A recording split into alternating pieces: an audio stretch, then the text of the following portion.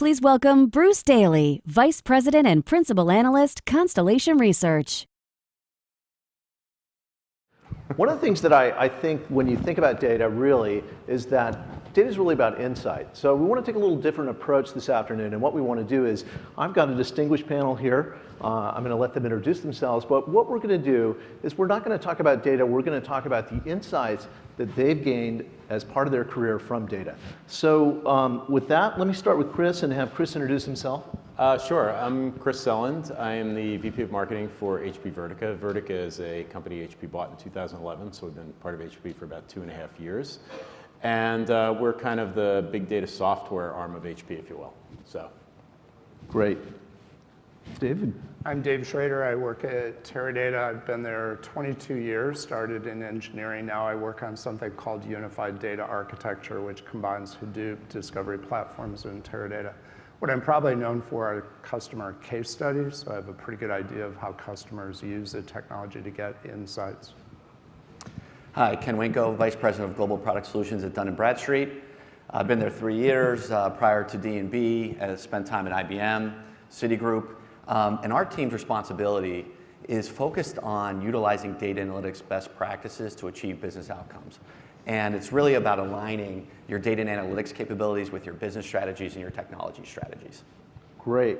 So I've got a question, Dave. Tell me, you know, in your 22 years, what's the most interesting fact that you've ever discovered or uncovered from data?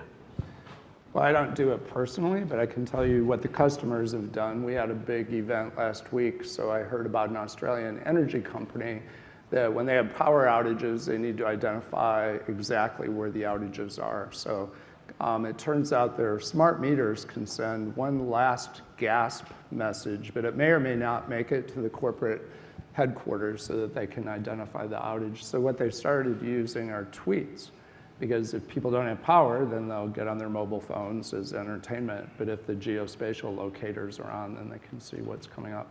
Probably the most interesting or funny one was Debbie Duran from Electronic Arts talked about the rollout of one of their Call of Duty test versions. And they captured the game clicks and analyzed them and found that 42% of the people that tried out that game on the first version killed themselves with the grenades that they bought. There we go, there we go.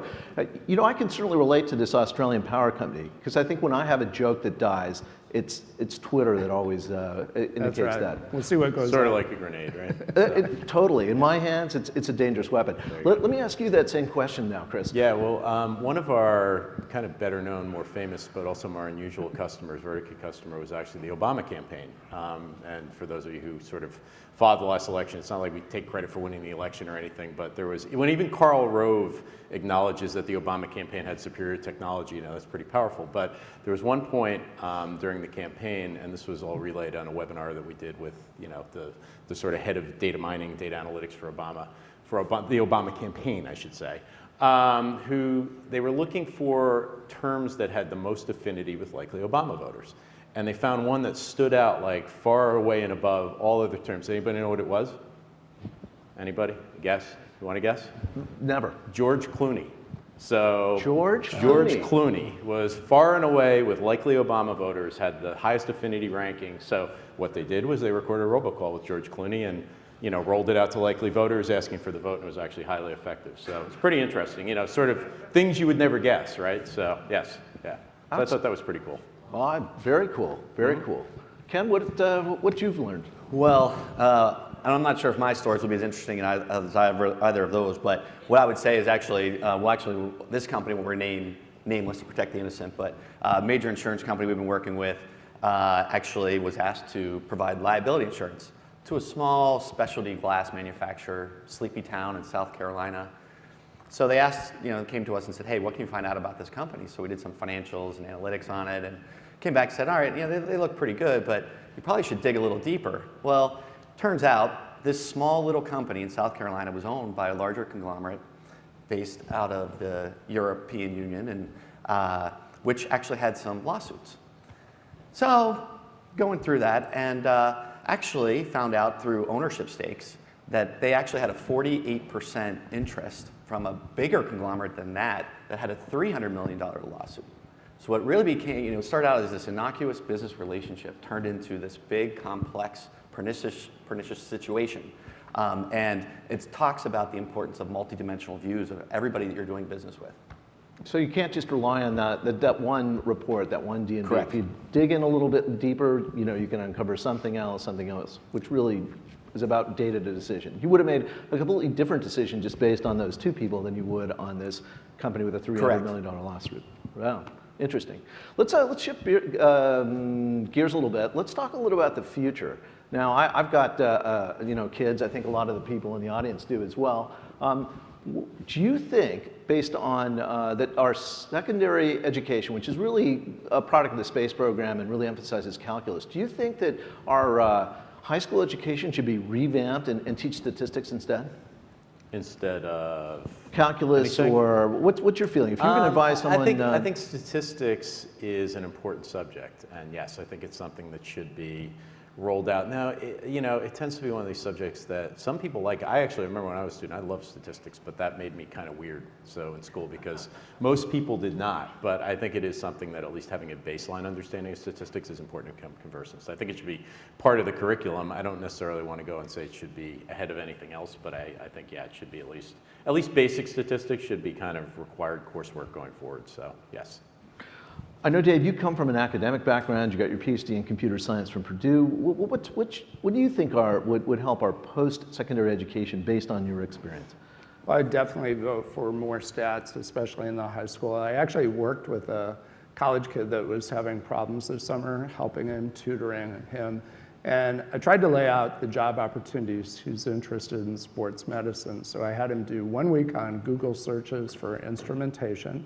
So they got well grounded in the base cases. We talked about rehab devices, customized games for elderly people that had hip replacement, and it's going to measure the motion. So after doing that, then we talked about visualization of those data points, and he downloaded some of the free software off of the internet and learned about visualization for a couple weeks. And then we backed into stats, so that if you see an anomaly in the visualization, is it statistically relevant or not, and then we could back into why you should take computer science classes. So I think stats is an important part of it. I think the storytelling and business cases are an equally important part.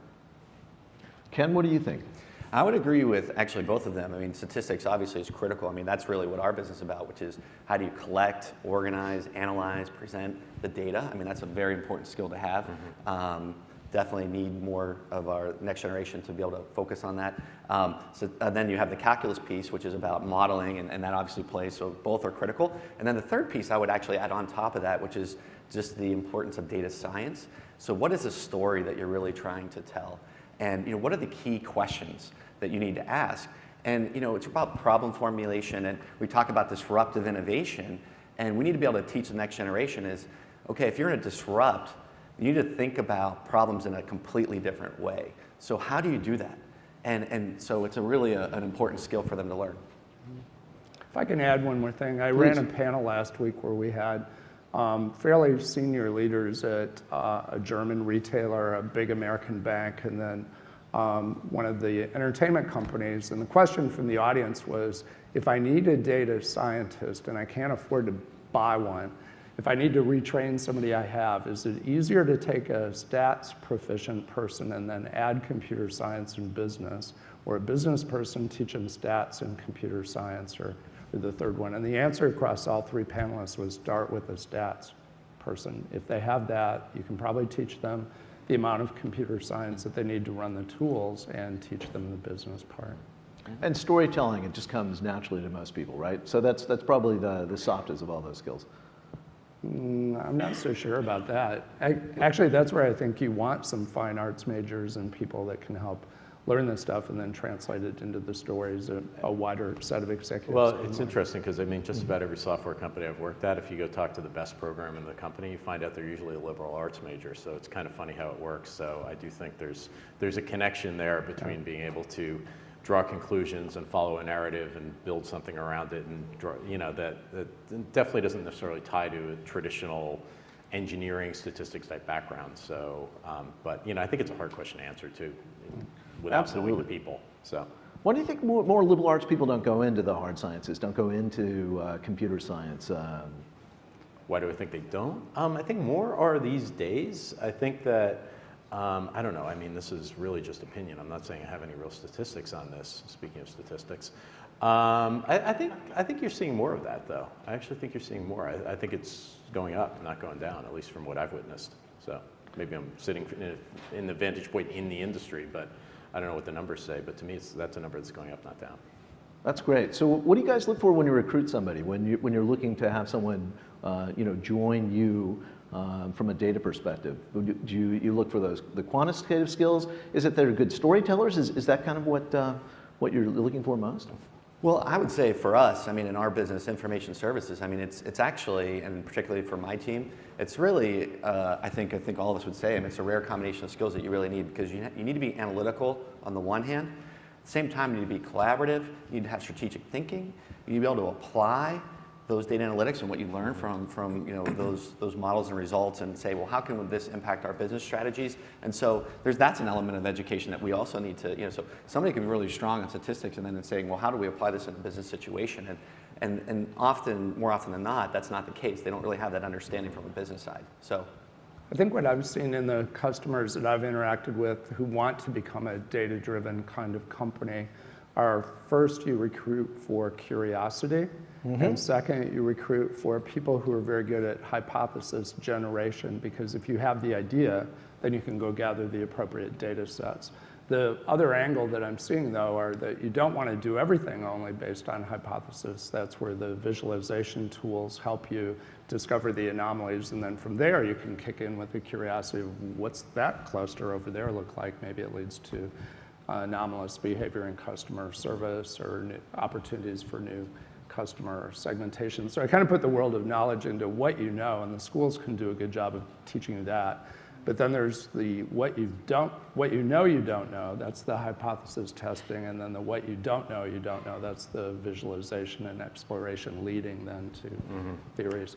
Interesting. Yeah, I mean, I do think the whole dreaded big data term, and by the way, I like the term because, I know it's a term, I guess even today there's been a little bit of debate about the value. I think it's like the modern day e-business, it's one of these kind of terms that means different things to different people, gets thrown around a lot. But, however you categorize a market, whatever you decide to call it, it is at a crossing the chasm moment where, for those of you who've read the book or are familiar with the idea that it's becoming less about the technology and more about the business now, or as somebody was saying, I was at the Strata conference in New York earlier this week.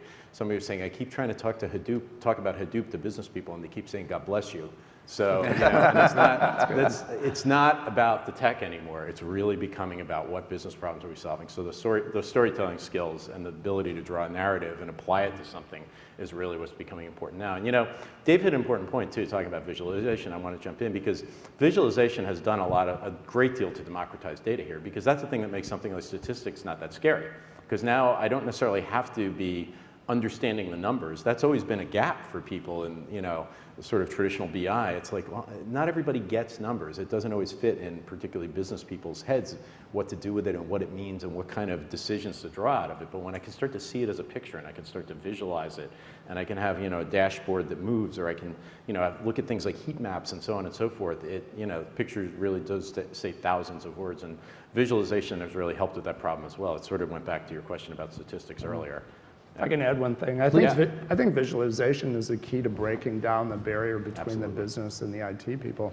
We had a lot of early proof of value experiments with big data where the customer said, I took the picture from the data science group in the basement, and we went and talked to the business people, and they want 3 more variations on this picture. And then that led to what they explored next, and they became very collaborative. In fact, one of the insights from one of them was, could you slow down the rate of discovery because the ability of the business to absorb the results or make the changes isn't high enough? But like Chris said, it's good when the technology isn't the limiting factor and the rate of insights is being kicked out at a faster rate. That the problem is they can't absorb it. I like those problems.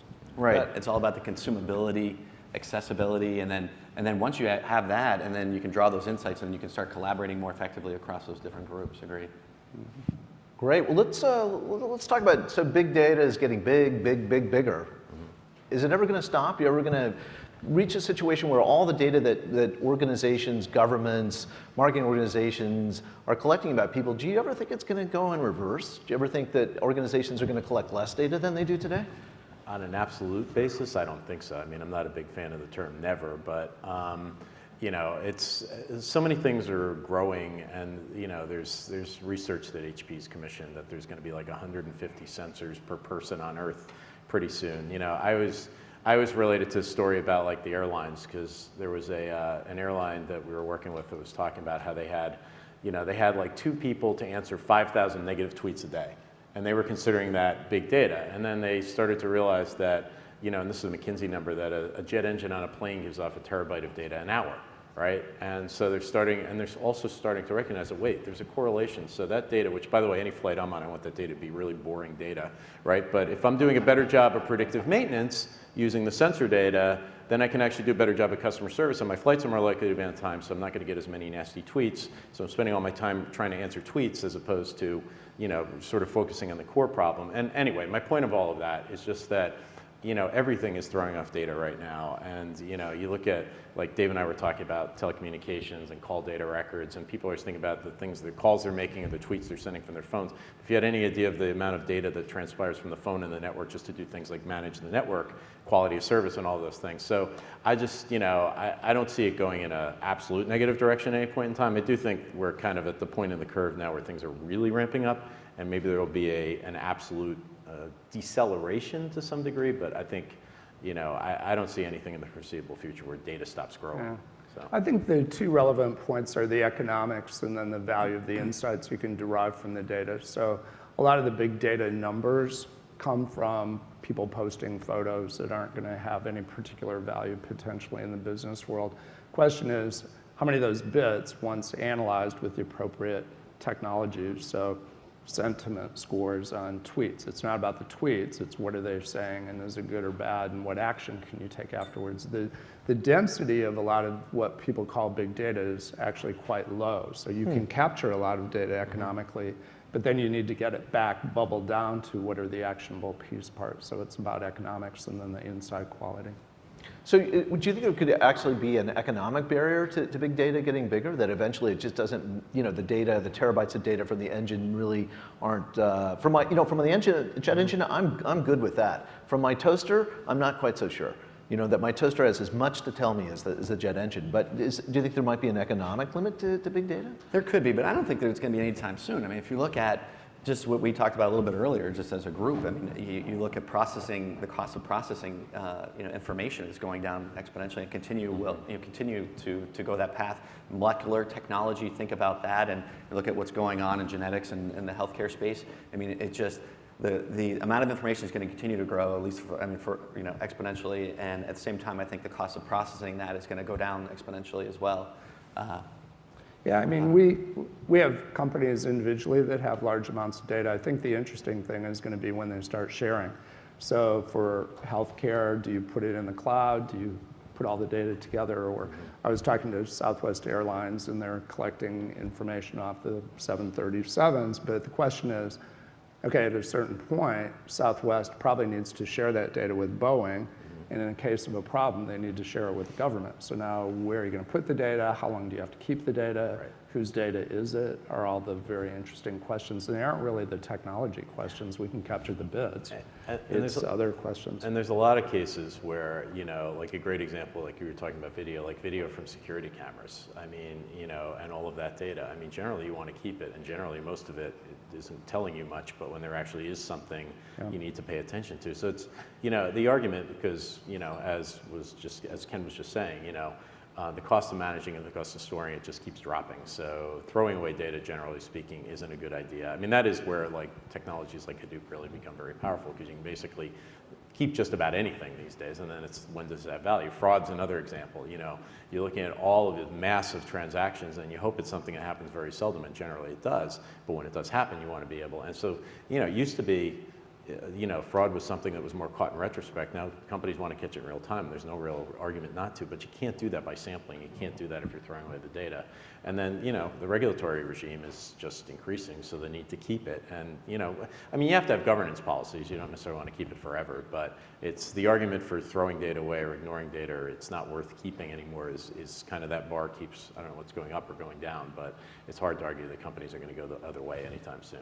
But Well, Dave brought up an interesting point. I mean, that you talked about, connecting systems, and a lot of people talk about integration. So the next wave, I believe that's going to happen, and really where look at efficiencies and productivity is really going to come from interconnecting all these proprietary networks. So Ray always talks about, you got Amazon and Google and Microsoft, and then how do you start leveraging all these different systems that people are holding? But I mean, if you start connecting them, it just becomes that much more powerful. And that much more innovation will come out of it. So I think that's really the next wave. I mean, I think where we need some more technology investment. Good example there would be a lot of the telcos are thinking about the monetization of the geospatial location. Now the governments in many cases are going to get involved and not allow you to do that, especially in Europe.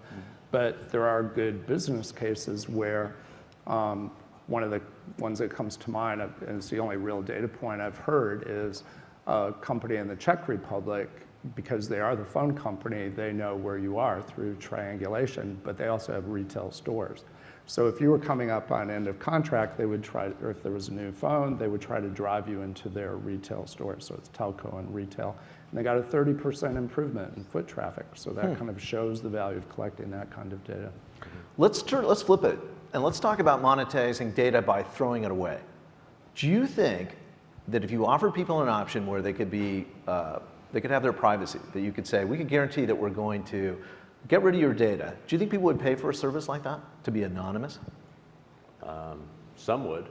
So we were talking about the guys in Colorado, right, who only pay cash and don't have credit cards, but Hide in the mountains. we were having a discussion about that earlier. I think most people wouldn't. I mean, it was back, I talked about e-business, I remember, because I used to be an analyst back in the late 90s, and you'd ask people surveys like, would you ever put your social security number online? And 90% would say no. And they would say, if you got free shipping, would you put your social security number online? And it flipped around the other direction. So I think, people need to see the value of what's in it for them.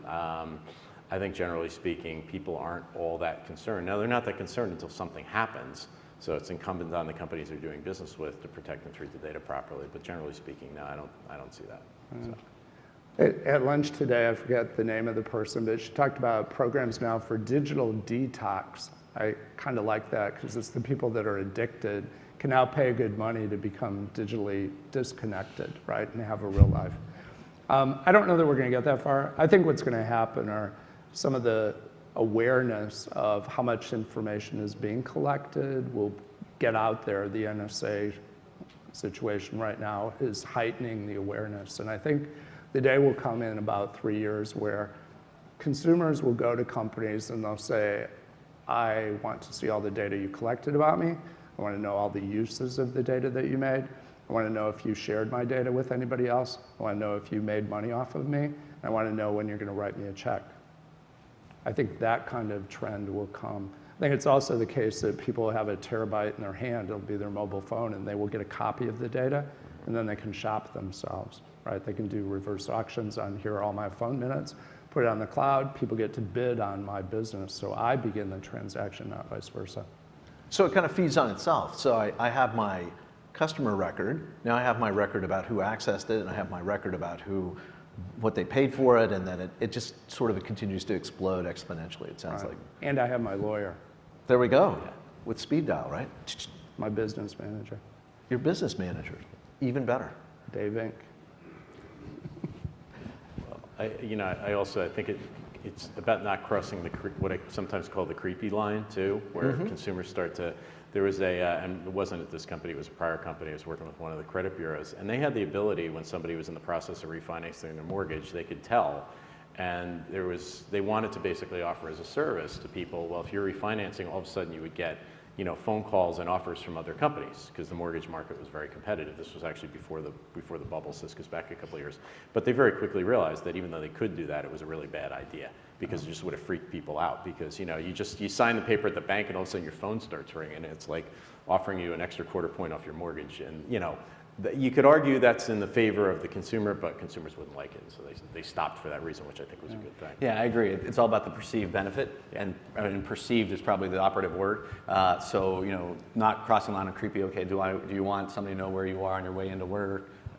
Maybe or maybe not. But do you want to know? Let's say Hurricane Sandy hit New York area last year, and you were trapped on the second floor of a building. You sure as heck wanted somebody to know where you are.